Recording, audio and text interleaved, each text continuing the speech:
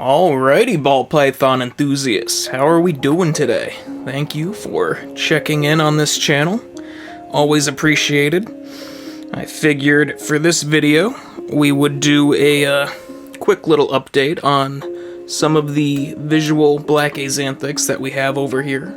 All the visuals over here that aren't currently in shed, which I'm pretty sure are all of them except for one. It's probably been a year, if not more, since any of these guys have been on film, and they've all grown quite a bit since whenever they were last featured in a video.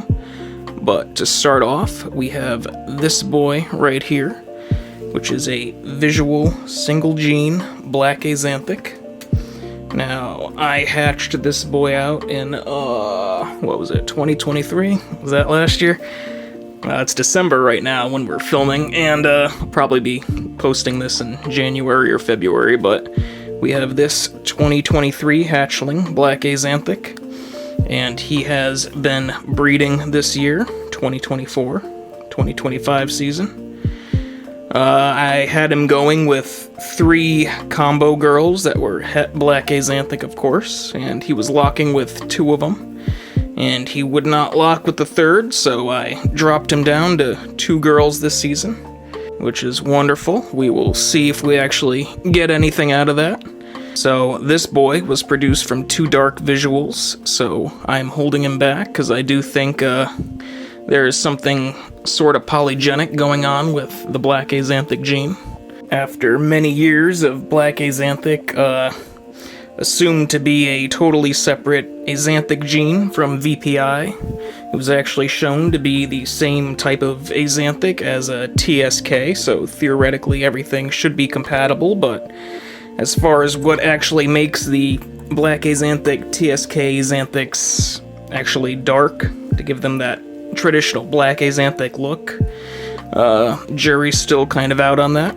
I do think there is some sort of polygenic element going on, so we are going to try to prioritize just breeding the darkest visuals possible to the darkest visuals possible, and of course working in new morphs and holding back some quality hets while we're at it, but we will see where this project goes. But I think this guy is a wonderful example for just future references as to what a decent quality single gene black Axanthic should look like. I have his sister over here too. She's not as great as an eater as this boy, and she is one of the ones that are currently in shed right now, so we don't need to show her, but we have plenty of others that we're gonna go through. But here is this boy, single gene black Axanthic. Wish he would stop wiggling for a second, but we will get the shots we get. Alright. Next up is my other beautiful boy, who we'll see if he wants to sit more still than the last boy. You know, it is breeding season, and these guys are very athletic right now. So, knocking over the camera. Yeah, he's not going to stay still. But this is another 2023 baby that I produced. This is a visual black Axanthic Bongo. So, black Axanthic plus 1 gene, Bongo. I think Bongo is a wonderful fit for pretty much any project. It's a gene I've been playing with for a few years now, and alright, this guy's wildin'. But yeah, only made sense to incorporate it in the project. So this guy was made from a dark visual to a het. So if my thinking with how I've been working this project so far is correct, then a visual black Axanthic Bongo bred to a visual black Axanthic produce even darker representations of the gene. So that is what we are doing this year. He is going back to my original black Axanthic girl, which we will show in a second, and he is also breeding a lovely black Axanthic het. So I'm hoping this year will be a little more prolific with what we actually produce from this project than years prior. We've had a fair share of setbacks with this project in particular, but you know, we work with what we got, and I am very, very happy to start finally seeing some results. We're getting some beautiful babies that we're growing into beautiful adults. And I am in love with this gene. I'm very happy that I decided to tinker with it years back, and it is finally bearing some wonderful fruit. But here's this boy, not staying still. All the other ones that we're about to show are females, so we will see if they're more cooperative or less. But with all that being said, this is our wonderful breeder boy for this season. Hopefully he actually produces us some offspring. Black Axanthic Bongo. Alright, let's go check out the girls now. So here is definitely my largest Black Axanthic girl. This was one of the original pair that I had picked up back in I think it was 20, I don't even know the year, 17, 18. But she is a 2016 girl. But she's produced 2 small clutches for me so far, including that first visual Black Axanthic boy that you saw. He is her son. But she is absolutely beautiful.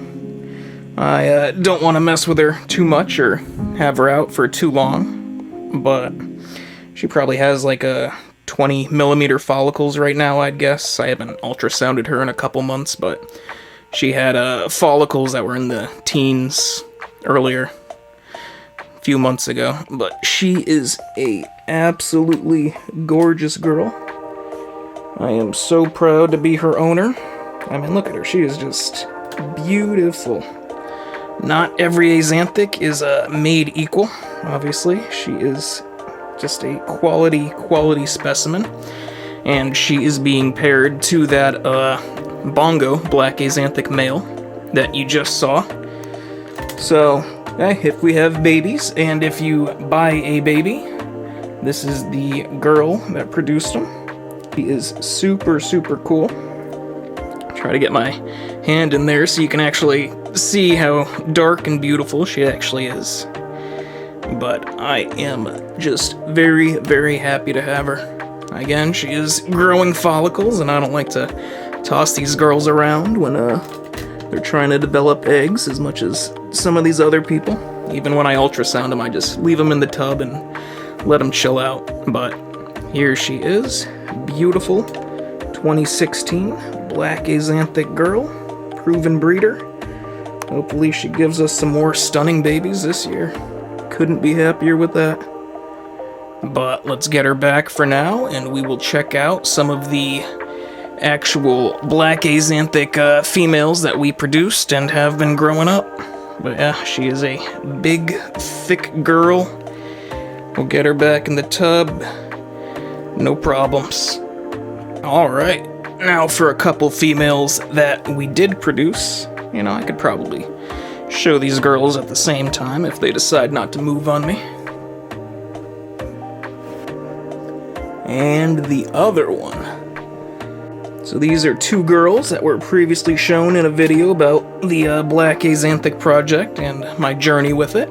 But on the left, we have a beautiful Bongo Black Axanthic, and on the right we have her sister, which is a pastel Bongo Black Axanthic. And they don't call these pet rocks for nothing, folks. I'm actually surprised how well they're behaving right now. It's probably best they just stay that way and don't run everywhere on me, but these girls are both beautiful. Their sister was sold to somebody, and that sister was a Bongo Black Axanthic, no pastel. So I imagine she is aging pretty similar to this girl right here, which I think very nice. These are siblings to that Bongo Black Axanthic male that we saw earlier, if you couldn't guess that. But I am super happy with these holdbacks and how they have developed. I mean, just look at the beautiful silvers on this girl. I hope they're getting picked up nicely. She's been a little huffy today, but she is very pretty. I'm not a huge pastel fan, but I think pastel works pretty well with the Axanthic project. And of course, pastel plus bongo kind of just explodes the pattern and totally whacks it all out. You can see the pastel bongo versus the regular bongo pattern, and how it kind of just shatters it up and makes it more grainy, gives it kind of like a vintagey look. But she is absolutely wonderful. I think she actually might be due for a shed soon, but we'll check her out regardless, you know. We'll see if this girl wants to uncoil quick too before we get them back. But these sisters are both wonderful. Look at them go. But yeah, we got the pastel bongo black Axanthic and the bongo black Axanthic. Beautiful grow-ups over here. Couldn't be happier with them. So let us check out the last couple visuals that we have over here that are a little more stubborn than the animals I've produced, but we'll explain that right now. Alright, next up we have this gorgeous dark delight right here. This is another single gene black Axanthic, and she is exceptionally dark. I had bought her and her sister. I think they're both 2020 babies, believe it or not, but they have been exceptionally slow growers over here.